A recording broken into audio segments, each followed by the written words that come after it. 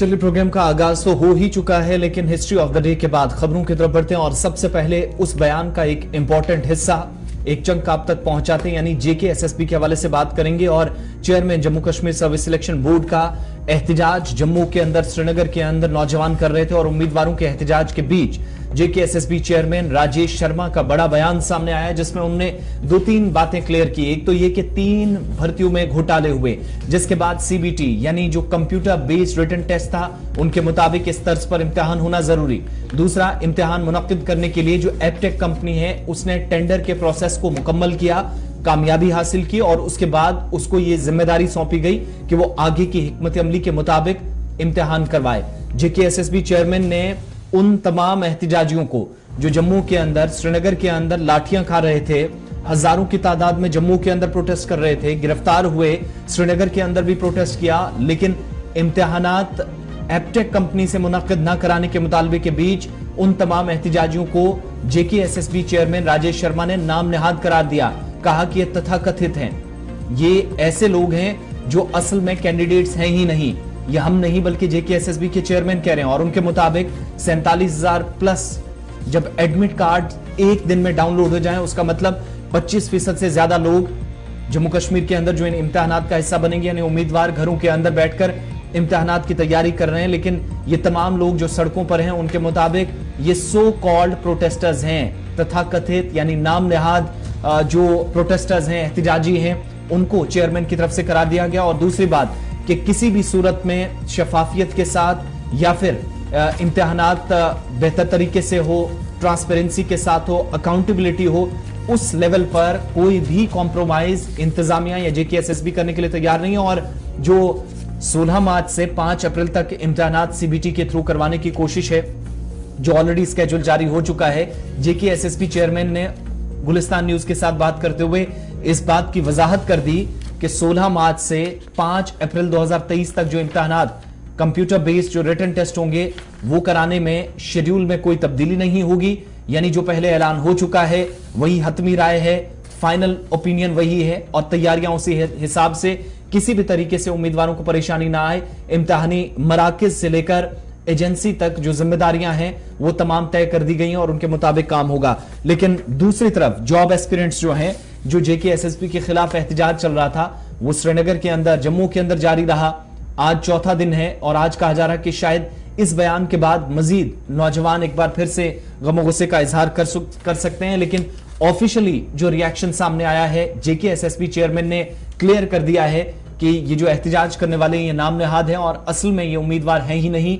जो ऐसा महसूस होता है कि जो एक कंपनी पर या एपटेक पर पाबंदी लगाने का मुतालबा कर रहे हैं, जिसका मतलब यह है कि अगर ये ब्लैकलिस्ट कंपनी को करार दे रहे हैं तो एक पहले तो ये बताएं कि ब्लैकलिस्ट असल में क्या होता है। दूसरा, उन्होंने कहा कि मुस्तकिल तौर पर एपटेक ब्लैकलिस्ट नहीं हुई है।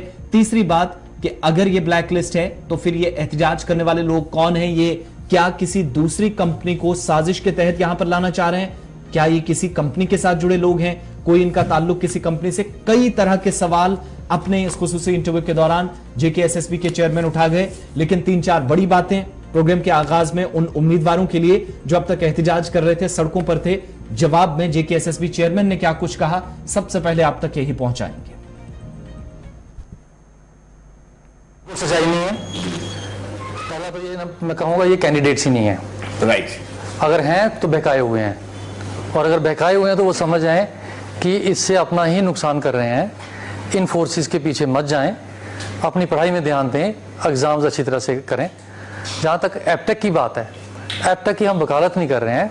एपटेक एक ट्रांसपेरेंट तरीके से टेंडर प्रोसेस में उसने पार्टिसिपेट किया और उसके बाद क्वालिफाई की। ये हमारी जो टेंडरिंग प्रोसेस था, ये QCBS टेक्नोलॉजी वाला था, क्वालिटी कम कॉस्ट बेस्ड सिलेक्शन थी। उसके तहत हमने टेक्निकल और फाइनेंशियल दोनों को कंपोनेंट को वेटेज दी जाती है जी। 4 कंपनीज हमारे पास फाइनल स्टेजेस में आई थी, जिसमें से एपटेक भी एक थी। और जो हमने पैरामीटर्स डिफाइन किए थे उसमें जो इसके मार्क्स थे उसके हिसाब से, और फाइनेंशियल जो इसका कोट किया था इसने रेट, उसको करने के बाद, एग्रीगेट करने के बाद ये L1 बिडर आया और उस बेस पे हमने इसको टेंडर दिया। जो आप बात कर रहे हैं कि हम इसको एडवोकेट बन रहे हैं, मैं ये कहता हूं कि ये जो ग्रुप प्रोटेस्ट कर रहा है ये एपटेक के अगेंस्ट क्यों है? क्या ये किसी और कंपनी को चाहते हैं? क्या ये कोई कंपनी के लोग हैं? इसके बारे में आप बेटर है कि उनसे पूछें। जेन्युइननेस तो मैं ये टोटली कहूंगा कि जेन्युइननेस नहीं है, क्योंकि एक तरफ इस प्रोसीजर को कुछ लोगों ने कोर्ट में चैलेंज किया। जब honourable high court is seized of the issue, जब ऑनरेबल हाई कोर्ट ने जजमेंट रिजर्व की है, तो सड़कों पे आने का कोई जस्टिफिकेशन नहीं रहता है। क्या सड़कों पे आके डिसाइड करोगे आप कि भाई ब्लैक लिस्टिंग क्या होती है या टेंडर प्रोसेस क्या होता है? हमारा सारा रिकॉर्ड ऑनरेबल हाई कोर्ट के पास है, उनके समक्ष है। जैसे वो कोई निर्णय लेंगे हम अवॉइड करेंगे। ये प्रोटेस्ट वाला तरीका ये मैं बिल्कुल नहीं मानता, क्योंकि हम भी कैंडिडेट रहे हैं, हम भी स्टूडेंट रहे हैं। सिलेक्शन नहीं होना डजंट मीन कि आप सड़कों पे आ जाओ। सिलेक्शन होने के लिए आपको मेहनत करनी है। इस बार नहीं हुई, अगली बार ज्यादा मेहनत करेंगे। जेन्युइन बच्चा आज भी घर बैठ के तैयारी कर रहा है, और मेरे पास तथ्य हैं इस चीज के।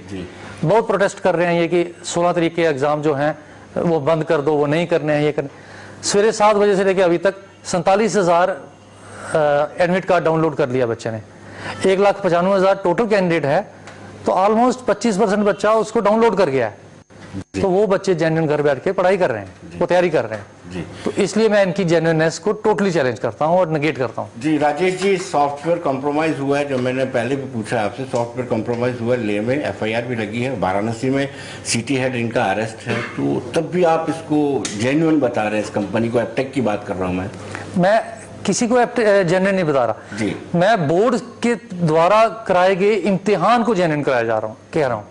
हमने 29 नवंबर को पेपर करवाए, 5 दिसंबर से लेकर 20 दिसंबर तक करवाए, 6, 7, 8 फरवरी को करवाए।